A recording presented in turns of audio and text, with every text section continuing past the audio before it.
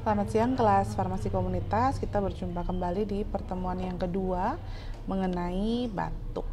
Oke. Kemampuan akhir yang diharapkan pada pertemuan farmasi komunitas topik batuk ini adalah Anda semua mahasiswa mampu atau menguasai apa saja gejala batuk, membedakan satu dengan gejala yang lainnya dengan pemahaman yang baik mengenai diagnosis diferensial. Kemudian apa saja terapi yang sesuai untuk batuk, tentunya yang juga sesuai dengan kewenangan dari apoteker dan kapan harus merujuk ke dokter. Langsung saja. Ya, sebelum kita mengenal lebih dalam tentang batuk, mengenal gejala-gejalanya, pembedaan gejala batuk pada berbagai kondisi dan seterusnya, saya kenalkan dulu mengenai saluran pernapasan. Ya. Jadi di sini ada gambar saluran pernapasan. Untuk bernafas kita mulai dengan hidung di sini ya. Ada lubang hidung, nostril, kemudian udara yang kita hirup atau kita lakukan dalam proses inspirasi. Itu akan melewati nasal cavity atau saluran hidung di sini. Kemudian menuju ke faring. Yang mana faring ini punya 3 bagian, ada tonsil faringeal, nasofaring, dan orofaring ya. Sebelum ke laring, itu bagian terakhir dari faring adalah orofaring. Kemudian nanti udara tersebut pindah ke laring. Laring ini ada epiglotis di situ yang akan membuka dan menutup juga, terutama saat kita sedang makan, sehingga jalurnya makanan tidak pindah ke saluran pernapasan gitu ya. Jadi dari laring selanjutnya ada trakea atau pipa untuk saluran pernapasan. Trakea ini posisinya ada di depan dari esofagus, jadi esofagus ada di baliknya trakea. Kemudian dari trakea bercabang namanya bronkus, saluran napas.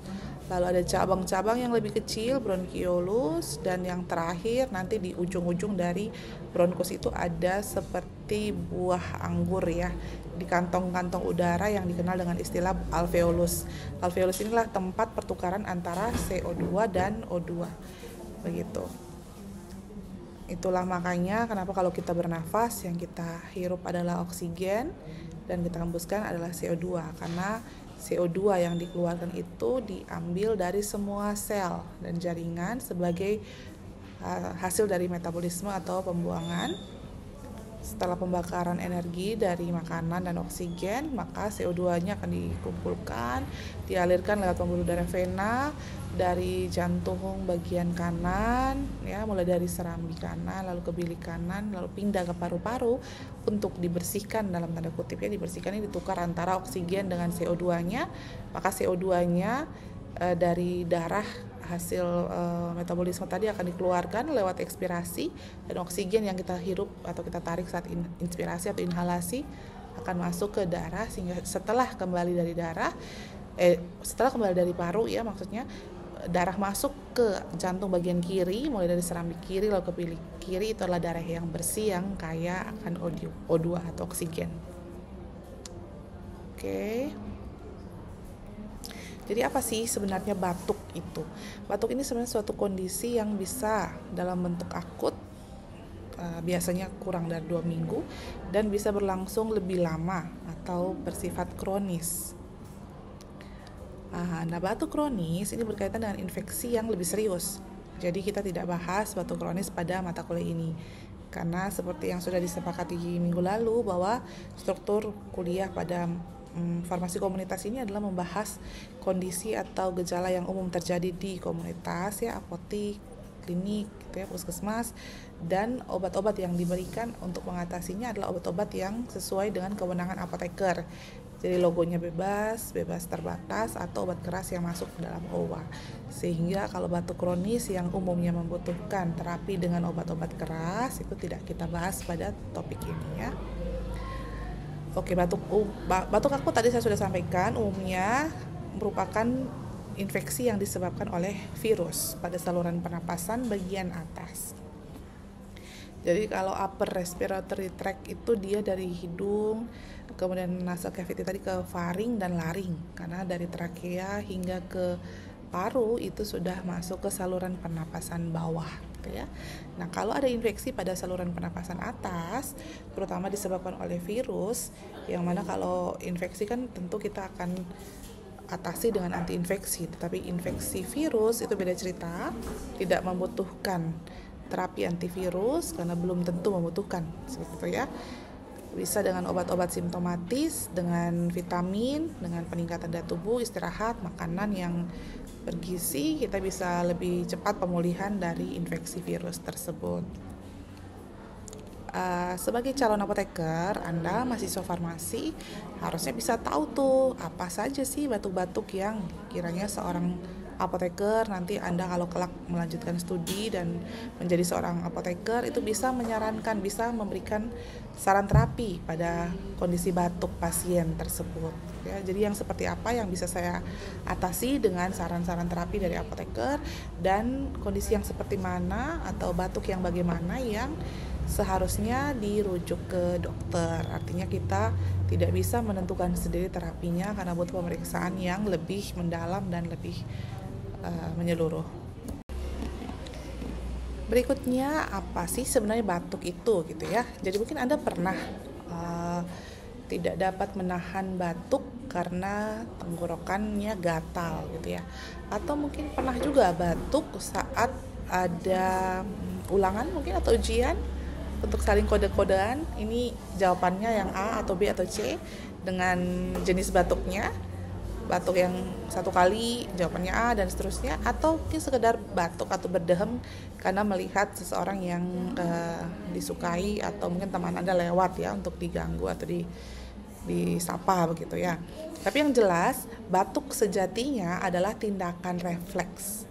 Jadi tidak ada tuh batuknya disengaja atau diatur. Kalau disengaja berarti bukan batuk yang sejatinya ya, bukan batuk yang sebenarnya.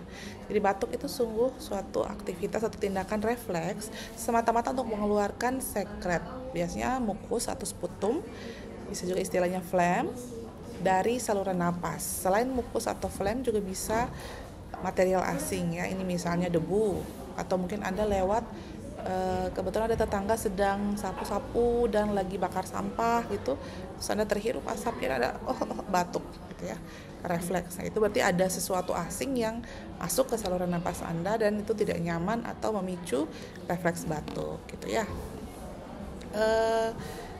Berkaitan dengan infeksi saluran pernapasan akut, batuk itu bisa dalam bentuk beberapa. Umumnya dua, ya batuk produktif atau yang menghasilkan phlegm, mukus, sputum, lendir, dan batuk kering. Umumnya seperti itu ya. Kalau batuk kering lebih ke ada peradangan atau inflamasi dan iritasi pada faring, ya, pada faring. Tapi akibatnya biasanya karena infeksi mikroba. Ini bisa karena virus, bisa juga karena bakteri. Kalau batuk keringnya, tetapi kalau batuk berdahak atau batuk produktif itu batuknya karena benda asing yang ada dari saluran pernapasan, itu adalah phlegm atau sputum, mukus yang dihasilkan dari pertahanan tubuh. Coba misalnya Anda sudah belajar di farmakologi dan toksikologi bagaimana proses invasi dari infeksi mikroba ya kan, mereka masuk tuh ke portal masuknya mereka. Kalau dalam hal ini karena kita belajarnya batuk, maka dia portal masuknya di saluran pernapasan. Si virus, bakteri, bahkan jamur, tapi jarangnya jamur menginfeksi saluran pernapasan, meskipun ada. Yang paling umum atau paling sering adalah virus dan bakteri. Dan yang kalau infeksinya di saluran pernapasan atas itu umumnya virus gitu ya. Nah, kalau ada virus yang masuk, tentunya pertahanan tubuh kita atau imun tubuh kita akan diproduksi, akan saling mengirim sinyal, pesan, wah ini pertahanan ini mayday, kita harus menjaga tubuh kita ini agar fit. Ayo tentara dikeluarkan, ada monosit ya, kemudian limfosit dan tentara-tentara lainnya, sel darah putih berjuang atau berperang melawan si mikroba asing yang masuk tadi, invasi dari virus ataupun bakteri tadi. Nah, kalau sudah melawan, tentara-tentara yang mati dan si mikroba yang sudah kalah tadi akan menimbulkan yang namanya atau menyebabkan yang namanya mukus atau phlegm itu terbentuk. ini menjadi masalah kalau itu terjadi terutama di area alveolus atau bronkiolus gitu ya, di paru-paru. Kalau terjadinya di saluran pernapasan atas, faring atau laring, maka itu tadi mukus atau sekret si sputum phlegm yang berlebih tadi akan merangsang silia batu, sel-sel gitu ya di mukosa saluran pernapasan, sehingga mengirim sinyal nanti ke saluran sistem saraf pusat batuk, dan nanti akan dikirimkan sinyal balik lewat saraf eferen untuk refleks mengeluarkan si sputum tersebut ataupun senyawa asing tadi, sekedar misalnya asap gitu ya, atau asap rokok, asap dari pembakaran sampah atau debu dan lain-lain seperti itu. Selain itu, batuk berkaitan dengan infeksi saluran pernapasan akut atas ini juga bisa berupa nasal drip. Nasal drip itu seperti kalau ada mukus atau biasanya ingus ya yang ada di saluran hidungan, kita kenalnya sama dengan istilah ingus ya. Kalau awam, mukus dari hidung itu turun lewat bagian belakang dari hidung, lewat nasal cavity menuju ke faring tadi, dan dia masuk menuju ke nasofaring, dia masuk ke faring, bahkan sampai ke orofaring, sehingga akan menggelitik atau membuat laring itu menjadi tidak nyaman. Akhirnya refleks batuk terjadilah, seperti itu kurang lebih ya. Kemudian bagaimana lebih detail mekanisme batuk itu terjadi? Tadi saya sudah ceritakan secara garis besar bahwa ada yang namanya silia atau sel-sel silia pada mukosa saluran pernapasan. Ini Anda bisa lihat di sini. Ini ada basal epithelial cell, ada ciliated epithelial cell, dan sel-sel lainnya sekretori dan lain-lain. Itu adanya di mana? Di mukosa saluran napas, ya, di laring dan di sepanjang mukosa yang lembut, yang ototnya lembut ya. Nah, ini kalau ada invasi dari mikroba, virus atau bakteri ya yang paling umum, atau sekedar dari benda asing tadi, debu, asap dan lain-lain, itu akan memicu mereka bereaksi. Jadi sel epitelialnya itu terutama di area faring dan laring itu akan diserang oleh stimulus yang berlebihan karena benda asing tadi. Nah, akibatnya perlawanan dari tentara tubuh tadi yang seperti Ibu sudah jelaskan, si limfosit, monosit, dan tentara tubuh yang lainnya, sel darah putih melawan.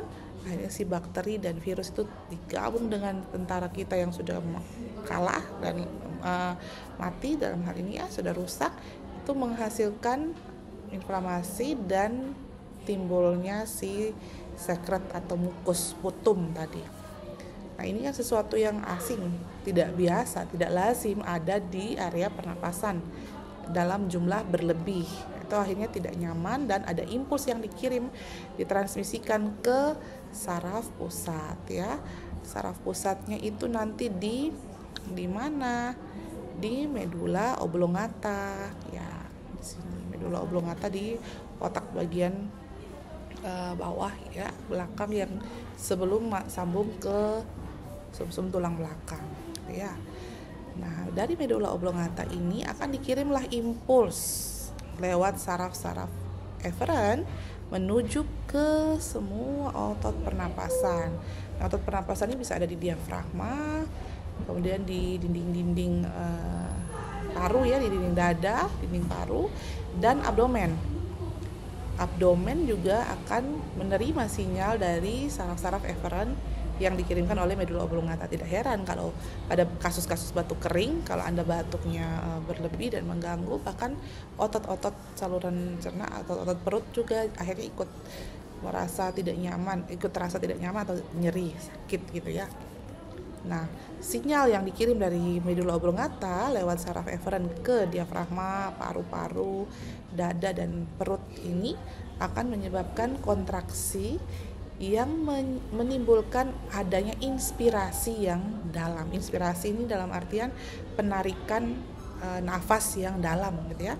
Jadi biasanya kalau kita sedang sehat, kondisi biasa, bahkan kita tidak menyadari kalau kita sedang melakukan inspirasi dan ekspirasi, menarik dan mengeluarkan udara napas ya. Tetapi pada kondisi batuk tadi, setelah ada sinyal yang dikirim dari medula oblongata lewat saraf eferen ke otot-otot tadi, otot-otot pernapasan dan perut, itu akan ada tarikan napas yang lebih dalam, sehingga tarikan napas ini memaksa ya adanya ekspirasi udara yang berlebih. Dorongan yang terlalu kuat ekspirasi udara untuk dikeluarkan yang berlebih tadi akan membuka glotis, padahal di laring ya, glotis pada laring, padahal itu berkaitan juga dengan produksi suara. Makanya batuk yang terjadi atau yang keluar atau yang diciptakan atau yang muncul sebagai tindakan refleks itu pasti ada suaranya. Batuk tidak mungkin tidak bersuara ya. Ya mungkin ada 1-2 kondisi yang khusus bisa saja batuknya tidak bersuara, tapi batuk pada umumnya kenapa bersuara? Karena juga glotisnya terbuka dan rangsangan untuk mengeluarkan benda asing tadi, sputum atau benda asing yang lain tadi, memicu otot pernapasan itu terbuka ya. Jadi kita batuk mengeluarkan tadi benda-benda asing tadi. Itu kurang lebih mekanisme dari batuk. Oke. Lalu gejala-gejala batuk yang perlu kita kuasai apa saja? Tadi sudah disampaikan bahwa dia refleks, jadi tiba-tiba. Dan seandainya Anda mungkin pernah ya kondisi kita dalam keadaan formal atau mungkin dalam wawancara atau dalam posisi sedang berdoa kelompok, kalau kita sedang sakit infeksi pernapasan dan tidak bisa menahan batuk gitu. Nah, sebaiknya memang jangan ditahan. Kan kalau ditahan justru di dalam tubuh itu, dalam area pernapasan, saluran napas kita itu ada proses perlawanan yang tidak seharusnya terjadi, karena kan itu refleks ya, tapi kita berusaha menahan aktivitas refleks itu. Kalau pada kondisi tertentu malah itu bisa memperburuk sakitnya ya. Jadi batuk selain refleks dia juga dapat disertai dengan gejala flu lainnya. Gejala flu lainnya apa sih? Hidung tersumbat, meler ya, pusing, demam, sakit kepala dan lain-lain. Kemudian biasanya memburuk pada malam hari. Mengapa batuk memburuk pada malam hari? Bisa karena perubahan cuaca yang lebih dingin, jadi sensitivitas tadi sel-sel epitelial dan silia di area mukosa saluran napas jadi lebih sensitif, atau juga karena malam hari kita berbaring tidur ya. Padahal waktu berbaring kalau ada produksi mukus yang berlebih itu tidak nyaman.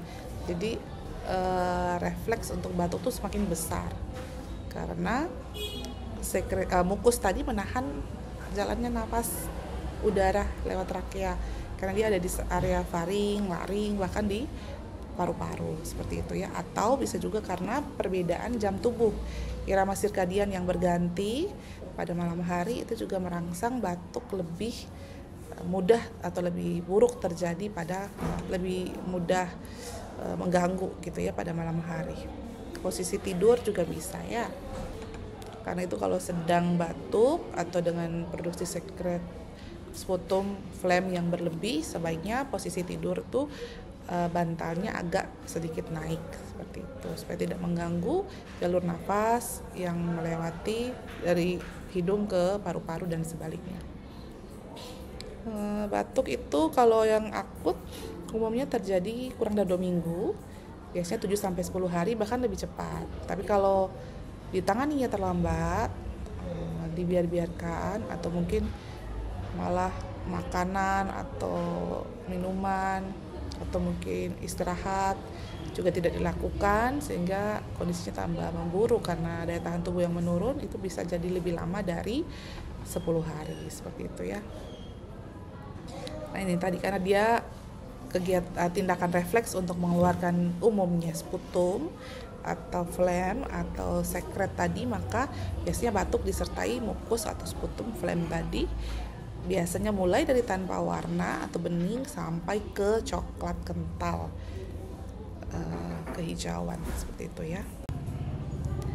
Ya berikutnya apa saja nih kondisi-kondisi yang bisa menunjukkan gejala batuk. Jadi batuk tidak semata-mata dari infeksi saluran pernapasan akut atas atau bawah ya. Ternyata ada juga kondisi lain yang bisa menunjukkan gejala batuk. Karena itu kita akan belajar, meskipun nanti kita bukan orang yang mendiagnosis, dalam hal ini bukan dokter, tetapi pada kondisi di komunitas yang ringan ataupun tidak memerlukan terapi dengan obat keras, atau mungkin obat keras juga bisa tetapi dia masuk dalam daftar obat wajib apotik, maka kita perlu tahu nih batuk-batuk yang mana yang bisa diatasi dengan obat yang disarankan oleh apoteker ya, atau Anda calon apoteker.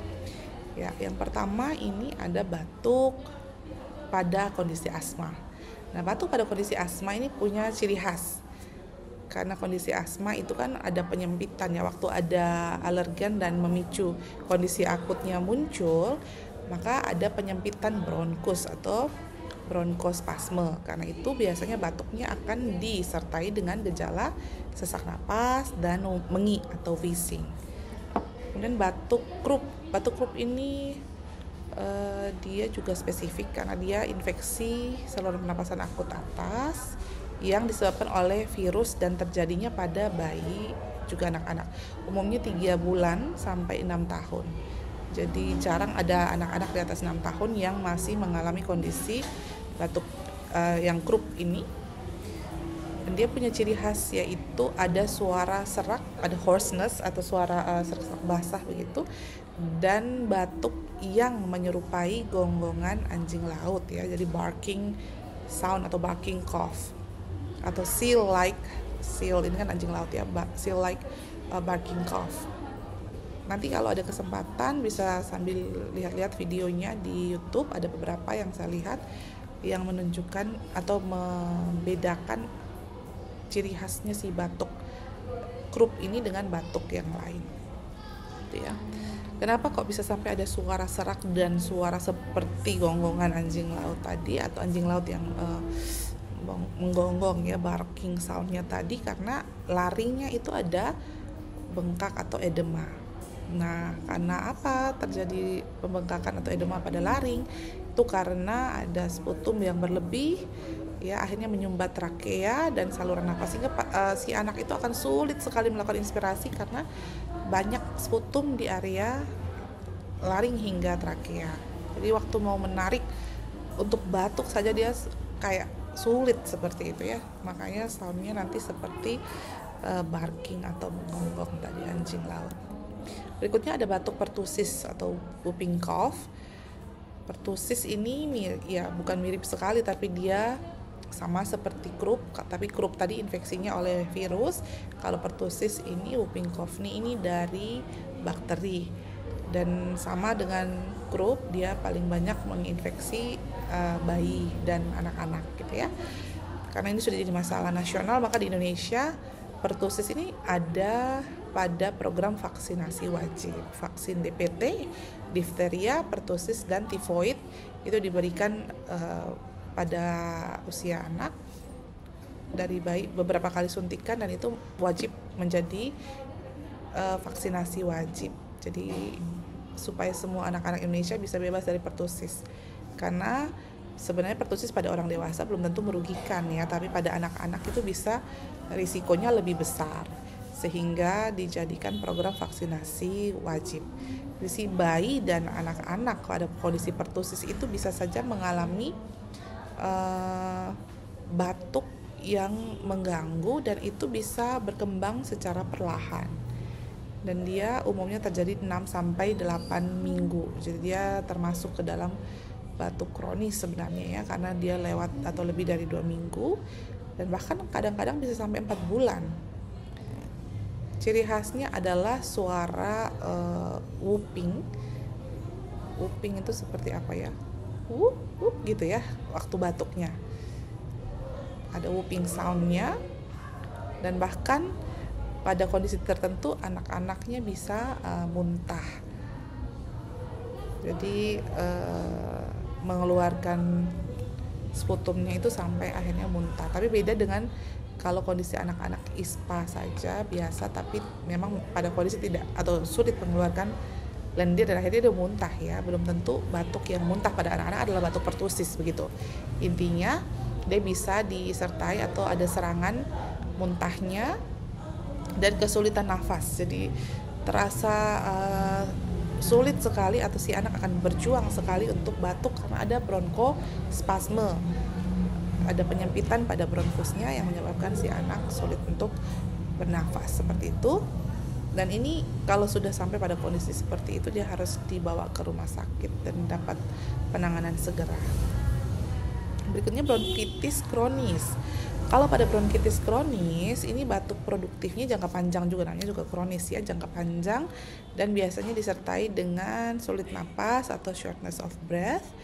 Kemudian umumnya diawali dengan ISPA bawah atau infeksi saluran pernapasan akut bawah, trakea dan paru-paru, bisa pneumonia, bisa apa, lalu akhirnya berkembang jadi bronkitis seperti itu ya. Umumnya ini penyebab utamanya adalah benda asing, termasuk asap rokok. Yang paling tinggi penyebab bronkitis kronis karena asap rokok. Jadi pasien yang ke rumah sakit atau ke apotik karena kondisi bronkitis, entah karena memang dianya merokok atau tinggal di dalam rumah yang punya anggota keluarga yang merokok, seperti itu. Kemudian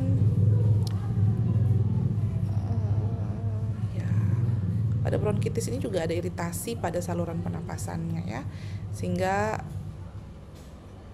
kadang-kadang tuh infeksi akut pada paru-paru bisa menyebabkan batuknya jadi lebih sering dan bertambah parah sampai dia pada kondisi permanen, dia batuk terus secara kronis permanen seperti itu. Ya, yang berikutnya itu adalah batuk karena gagal jantung, atau jadi kondisi gagal jantung ini juga bisa menimbulkan gejala batuk seperti itu ya, tapi batuknya berbeda khas. Kalau tadi whooping cough dan croup itu pada bayi dan anak-anak, kalau pada batuk gagal jantung ini dia terjadinya pada lansia dan batuknya itu disertai dengan sputum atau phlegm yang agak berbusa dan berwarna merah muda gitu. Jadi ini terjadi akibat adanya edema paru ya. Gagal jantung kongestif ini kan jantungnya gagal memompa gitu ya, karena kerjanya sudah berat, payah, akhirnya ada penimbunan cairan di paru-paru. Nah, ini yang memicu batuk sehingga ada sputum dan cairan yang berbusa, yang berwarna pink, nanti bisa keluar saat refleks batuk itu terjadi. Kurang lebih seperti ini. Contohnya saya cari dari sumber untuk memudahkan pemahaman ya. Kemudian ini terjadi pada lansia, jadi salah satu kekhasan dari batuk karena gagal jantung. Berikutnya GERD. Batuk karena GERD ini si pasiennya nanti akan mengalami reflux asam lambung. Ini biasanya pada pasien yang punya riwayat gastritis dan GERD. Jadi asam lambungnya reflux naik ke atas esofagus dan akhirnya itu mengiritasi esofagus dan kadang-kadang memicu gejala batuk. Tetapi batuk pada GERD ini juga spesifik atau khas karena biasanya disertai dengan sensasi asam. Jadi pasiennya bisa merasa sendiri gitu, aduh agak asam nih, aroma-aroma asam. Kemudian disertai dengan heartburn atau nyeri ulu hati yang mengganggu, kadang-kadang menjalar ya pada dada sampai ke bahu. Itu juga khas. Berikutnya batuk karena CA paru atau kanker paru. Ini batuknya batuk produktif, ada mukusnya atau sputum atau phlegmnya, tapi ada spot darahnya. Kadangnya hanya berupa spot-spot darah gitu merah atau memang banyak ada darahnya ya. Ini disertai dengan fatigue, jadi pasien mudah lemas, mudah capek, kemudian dyspnea ya, sulit bernapas, dan ada penurunan berat badan. Nah, ini juga bisa dibedakan dengan yang TBC, pasien TBC. Yang terakhir ini batuk karena adanya adverse drug reaction atau efek samping obat. Biasanya terjadi pada dosis lazim, di mana pasien minum obat tertentu, kok malah mengalami efek samping batuk, gitu ya. Ini beberapa obat yang biasanya memicu. Ada ACE inhibitor. Kalau ACE inhibitor ini kan golongan antihipertensi, biasa digunakan pada pasien hipertensi bisa, pasien jantung bisa, pasien ginjal pun bisa. Nah, golongan ACE inhibitor terutama yang generasi pertama ya, yang paling awal jenis-jenisnya kayak captopril seperti itu, dia memicu lebih tinggi risiko efek samping batuknya dibandingkan ramipril, lisinopril dan lain-lain yang lebih baru. Mengapa demikian? Karena captopril ini bekerja dan dia punya reseptor bukan hanya untuk tekanan darah, itu ada pada jantung dan juga paru. Sehingga pada paru ini nanti bisa memicu refleks batuk. Jadi batuknya yang muncul itu batuk menggelitik kering. Karena dia bukan akibat dari infeksi virus atau bakteri, tidak ada mukusnya gitu ya. Jadi pusat batuk akan merangsang mengirim dari medulla oblongata mengirim ke efferent otot pernapasan, saluran pernapasan, akhirnya ada batuk seperti itu. Batuk kering, ini captopril. Kemudian ada obat antiinflamasi non steroid. Kalau yang ini bisa karena aspirin, ibuprofen juga bisa, diclofenac, beberapa indomethacin, tapi jarangnya sudah tidak ada lagi yang di Indonesia. Nah, kalau yang ini karena promethazine juga bisa ya. Ini karena obat-obat antiinflamasi ini meningkatkan sensitivitas dan memicu bronkospasme atau penyempitan bronkus, sehingga ada refleks untuk menarik dan menghembuskan nafas itu lebih keras, jadi mengganggu dan glotis terbuka tadi seperti refleks batuk, mekanisme batuk ya, akhirnya pasiennya batuk seperti itu ya. Tapi tidak semua orang yang menggunakan obat antiinflamasi non steroid ini lalu mengalami efek samping batuk seperti itu. Dan yang terakhir ini ada beta blocker. Beta blocker ini juga digunakan karena di antihipertensi pada pasien hipertensi, bisa pasien jantung juga. Untuk beta blocker dia punya reseptor alfa dan beta. Betanya ada di jantung, ada di paru-paru. Kalau pada jantung reseptor betanya dihambat atau diblok, efeknya bagus ya, vasodilatasi, kemudian bisa bantu untuk irama jantung juga. Tapi kalau di paru-paru reseptor betanya diblok, itu terjadi bronkospasme atau penyempitan bronkus saluran napas. Ini juga memicu batuk, tapi batuk yang tidak ada sputumnya. Hampir mirip seperti captopril, jadi lebih ke batuk kering, dan itu juga mengganggu. Contohnya ini ya, propanolol, karena ini dia belum kardioselektif, dan juga carvedilol. Kalau metoprolol itu kardioselektif, dia sudah lebih aman. Tapi kalau carvedilol ini kombinasi alfa beta blocker, itu juga berisiko memicu batuk seperti itu. Ya, berikutnya apa saja obat batuk yang bisa disarankan oleh apoteker kalau ada pasien yang ke komunitasnya, jadi ke klinik, ke apotek atau ke puskesmas. Jadi ada tergantung pustaka juga, ada yang menyebutkan 4, ada yang menyebutkan 3, ada yang menyebutkan 5. Ini saya ceritakan atau Ibu jelaskan ada 5 golongannya. Yang pertama supresan atau penekan batuk. Umumnya disebut antitusif, kalau mungkin pernah mendengar istilah antitusif ya. Kemudian ada ekspektoran, ada mukolitik, dekongestan, dan demulsan. Kita bahas satu-satu, mulai dari yang supresan atau yang menekan batuk, antitusif. Obat-obat batuk supresan atau yang sifatnya menekan batuk, antitusif, ini umumnya dia tidak diproduksi dalam bentuk tunggal. Hampir semua dikombinasi dengan yang namanya antihistamin. Mengapa demikian nanti kita bahas ya. Jadi umumnya dia kombinasi opioid dan antihistamin. Caranya mereka bekerja dengan menekan pusat batuk. Tadi kan sudah tahu pusat batuknya di medulla oblongata ya. Ada pada saluran atau sistem saraf pusat. Karena itu dia butuh yang opioid ya, yang punya efek atau punya kerja pada sistem saraf pusat. Jadi dia bekerja dengan cara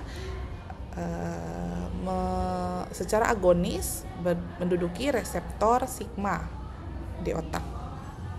Reseptor sigma sebenarnya tidak hanya lewat aktivitas agonis pada reseptor sigma di otak ya, karena pada seperti contohnya ini yang dextrometorphan, ini juga dia punya aktivitas meskipun tidak kuat pada atau dengan cara antagonis pada reseptor N-metil D aspartat.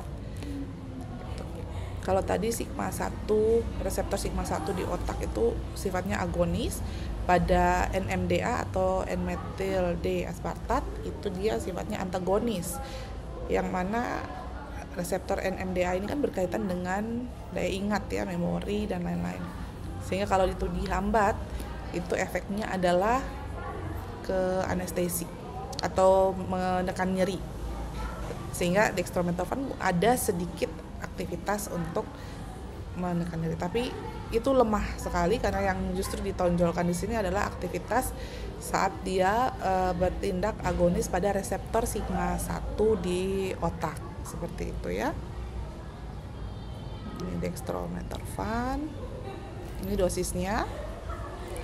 Jadi mekanisme dextromethorphan di saraf pusat pada otak tadi dia lebih ke menunjukkan aktivitas agonis pada sigma 1, reseptor sigma 1.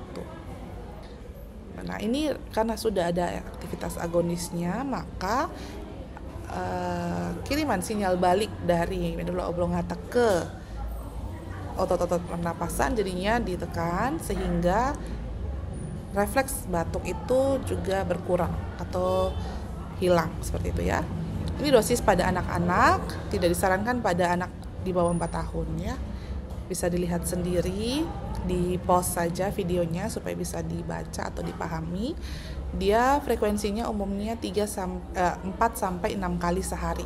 Tapi kalau di Indonesia dia biasanya diberikan 3 kali sehari ya, setiap 8 jam. Meskipun sebenarnya dosisnya bisa sampai setiap 4 jam, artinya setiap 6 kali dalam sehari. Tapi tidak lazim kalau di Indonesia. Kalau untuk dewasa itu pada dosis 10 sampai 20 mg per oral setiap 4 jam atau 30 mg per oral setiap 6 sampai 8 jam. Tidak lewat dari 120 mg, maaf.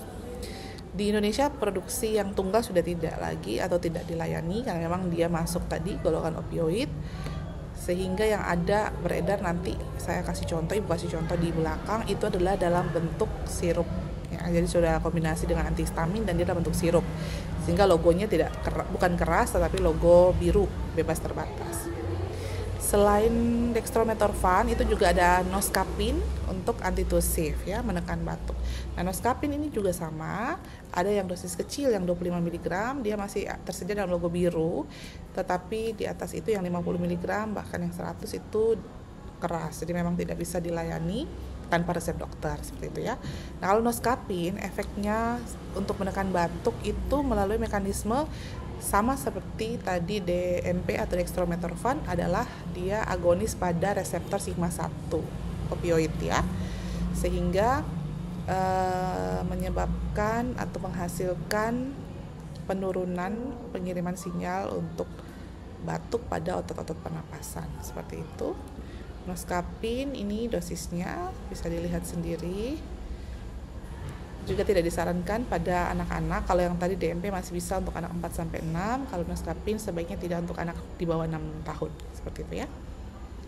Dewasa dosisnya sekian. Kemudian antihistamin, karena memang tadi saya bilang kalau pemberian supresan atau antitusif ini biasanya dikombinasi dengan antihistamin karena ada efek menggelitik atau gatal tenggorokan yang mengganggu sehingga sulit untuk ditahan batuknya gitu ya. Jadi butuh antihistamin untuk menurunkan aktivitas atau perasaan atau gelitik tersebut yang mengganggu ya. Kalau untuk antihistamin ada klorfeniramin atau CTM, ada dexCTM, ada bromfeniramin, triprolidin, promethazine, difenhidramin, ada yang generasi lebih baru itu ada cetirizine, loratadine, desloratadine, dan fexofenadine seperti itu. Oke, ini yang DMP ada levo, ada dextromethorphan ya, tapi kalau yang levo itu efek untuk adiktif atau ketergantungannya lebih besar. Jadi memang yang diambil untuk obat antitusif ini yang dextro. Ini kan C chiral ya, aktivitas putar memutar dari senyawa kimia. Nah, ini kalau dia ke kanan itu lebih ke efek batuknya, kalau ke kiri yang levomethorphan tadi bentuk aktifnya adalah levorfanol, ini lebih ke analgesiknya. Ini strukturnya noscapin mirip, intinya sama-sama mereka agonis reseptor sigma 1. Ini beberapa contohnya ya, obat-obat antitusif atau supresan yang ada di komunitas yang logonya juga biru atau bebas terbatas dan hijau atau bebas. Ada Fix Formula 44, Actifed yang merah yang untuk menekan batuk, ada Sanadril yang DMP menekan batuk, Siladex yang menekan batuk atau antitusif, Bisolfon yang antitusif, OBH Kombi yang antitusif, Tadi yang noscapin ada di paratusin, sirup dan tablet, dan juga ini longatin yang untuk dosis kecil 25 mg. Ini semata-mata untuk informasi supaya tahu dan mengenal saja, bukan untuk promosi. Jadi gambaran obat-obat yang ada di komunitas ya. Berikutnya, selain supresan ada ekspektoran. Ekspektoran ini merangsang pengeluaran dari mukus atau phlegm dengan cara stimulasi kelenjar bronkus dan silia pada otot-otot pernapasan, dalam hal ini mukosa nafasnya ya. Jadi karena ada mukus yang nempel pada saluran pernapasan terutama faring tadi dan paru-paru, itu dia sticky ya, nempel, lengket, dan itu tidak nyaman, sehingga ekspektoran ini kerjanya dia nanti mengencerkan mukus atau phlegm tersebut. Kemudian setelah lebih encer, dia mendorong refleks batuk sehingga mukus tadi bisa dikeluarkan seperti itu. Jadi dia mengencerkan kemudian mengeluarkan seperti itu ya, merangsang dengan stimulasi pada kelenjar-kelenjar bronkus dan silia pada mukosa napas. Ada guaifenesin dan amonium klorida, ambroxol juga ya, ada 3. Tapi dari 3 ini yang mekanismenya paling jelas dan yang relatif paling aman itu yang guaifenesin, bahkan bisa juga untuk ibu hamil dan menyusui. Meskipun mekanisme kerja dari ekspektoran ini beberapa itu tidak bisa dijelaskan secara ilmiah, secara jelas detail gitu. Tapi kalau guaifenesin lebih banyak buktinya dan memang bisa mengeluarkan, setelah mengencerkan dia mengeluarkan dengan mendorong refleks batuk. Tadi ya dosisnya seperti ini, silahkan dilihat sendiri, di pause saja kalau mau dicatat. Kemudian ambroxol di Indonesia juga bisa diberikan pada bayi kalau ambroxol, sehingga ada dosis untuk di bawah 2 tahun ya, ada dalam bentuk drop. Kemudian ambroxol tadi drops kalau pada dewasa seperti ini, dengan anak lebih dari 12 tahun dosisnya sama dengan dewasa. Amonium klorida ini sebenarnya garam dan menyebabkan peningkat situasi asam yang sedikit lebih asam di dalam tubuh, dalam darah, sehingga biasanya pada pasien dengan kondisi alkalosis gitu ya, alkalosis metabolik. Tetapi pada batuk, pada orang yang batuk dosis sekian seperti ini, itu juga punya efek untuk membantu mengeluarkan lendir atau sputumnya. Dosisnya sekian. Kemudian setelah ekspektoran ada mukolitik. Sebenarnya tadi yang ambroxol bisa dikenal juga dengan efek mukokinetik. Jadi dia tidak melulu mengeluarkan, jadi lebih ke memecahnya menjadi lebih kecil si molekul-molekul atau polimer dari sputum tadi.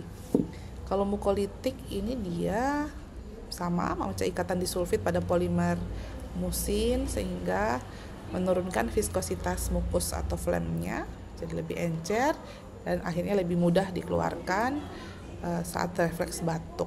Itu kalau asetilsistein, karena mukolitiknya ada 2. Nanti ada asetilsistein dan bromheksin. Nah, kalau bromheksin dia lebih ke merusak struktur mukopolisakarida dari sputum mukoid. Jadi kurang lebih sama tapi dengan cara yang berbeda. Intinya adalah dia membuat si mukus yang tadi terlalu kental dan lengket ya, melekat pada otot-otot saluran napas itu menjadi lebih encer karena diputus tadi lewat tadi yang asetilsistein dipecah ikatan disulfidnya. Kalau pada bromheksin itu merusak struktur mukopolisakarida asamnya. Akhirnya dengan viskositas yang lebih encer dia lebih mudah dikeluarkan saat refleks batuk gitu ya. Asetilsistein ada di Indonesia dan untuk dosis 200 mg itu yang logonya masih bebas terbatas ya, bisa dijual tanpa resep dokter, tapi dia tersedia juga dalam dosis atau kekuatan dosis strength 600 mg, bentuknya tablet effervescent, itu obat keras yang saya tidak contohkan di sini. Ini bromheksin, dosisnya silakan dilihat sendiri untuk dipelajari. Dan ini Ya, ini contoh-contoh obatnya yang untuk ekspektoran dan mukolitik ya. Ada Woods ekspektoran, itu kombinasi antara bromhexin dan guaifenesin. Kemudian ada Siladex yang ekspektoran, juga kombinasi triaminik. Ini ada yang dikombinasi dengan pseudoephedrine ya, dekongestan. Nanti setelah ini Ibu jelaskan. Ini Activate yang batuk berdahak. Obehanelco spesial ini amonium klorida. Jadi dia yang efek mengencerkannya tapi bukan guaifenesin ya. Begitu juga yang Sanadril ekspektoran. Kalau fix formula 44 ini kalau pada dewasa kan isinya hanya DMP dan doksilamin suksinat antihistaminnya ya. Tetapi pada anak-anak itu isinya DMP, dextromethorphan dikombinasi dengan guaifenesin. Si anak-anak susah soalnya. Jadi dia batuknya mengganggu, gatal, tenggorokannya menggelitik, tetapi sulit dikeluarkannya. Biasanya kombinasi kalau fix anak. Nah, ini ada bisolvon ekstra, itu juga isinya yang bromhexin ya. Kalau ekstra ada kombinasi juga dengan guaifenesin. Kemudian ini yang asetilsistein tadi, mukolitik, dan ada bromhexin. Ini contoh yang tabletnya. Kalau asetilsistein tadi contoh yang kapsulnya. Ini yang logonya masih bebas terbatas, jadi bisa diberikan tanpa resep dokter. Oke, berikutnya tadi ada 5. Kalau yang Ibu jelaskan ya, ada pertama supresif atau menekan batuk, antitusif, supresan, kemudian ekspektoran, mukolitik, yang keempat dekongestan dan demulsen. Dekongestan ini dia kerjanya dengan menstimulasi alfa adrenoreseptor. Jadi menyebabkan kontraksi otot polos dan vaskular, akhirnya mengurangi atau mengatasi gejala kongesti. Kongesti ini kan pelebaran nih pembuluh darah di saluran nafas termasuk ya, karena adanya si mukus yang nempel, sputum yang nempel. Dan itu tidak nyaman, menyulitkan bernafas karena jalan nafasnya jadi terhambat ya. Jadi si obat-obat dekongestan ini kerjanya nanti memicu terjadinya kontriksi atau vasokonstriksi pada saluran pernapasan, dan akhirnya merangsang si mukus untuk dikeluarkan, ada refleks batuk dan dikeluarkan, tidak lagi menyumbat atau menghalangi jalan napas gitu ya. Contohnya ada pseudoephedrine dan ephedrine, nanti lihat sendiri atau cari sendiri dosisnya. Saya tidak tampilkan lagi karena tadi ada beberapa contoh obat yang kombinasi sudahan. Obat batuk ekspektoran kombinasi dengan pseudoephedrine, yang mukolitik juga kombinasi pseudoephedrine dan lain-lain. Kemudian yang terakhir ada demulsen. Demulsen ini lebih ke untuk semua gejala batuk. Kalau yang supresan untuk batuk kering, ekspektoran, mukolitik, batuk berdahak, dekongestan cenderung ke batuk ada lendirnya dengan gejala gangguan napas, wheezing atau napas yang berbunyi. Tapi kalau demulsin ini lebih ke semua batuk bisa diberikan demulsin, dan tidak diberikan tidak apa-apa sebenarnya ya, tapi dia ini memberikan efek pelega tenggorokan. Jadi dia pelega faring, dia melapisi mukosa faring dan memberikan efek melegakan meskipun untuk jangka waktu yang singkat. Jadi gejala iritasi dan gelitik pada faring tenggorokan itu jadi nyaman, tidak mengganggu seperti itu.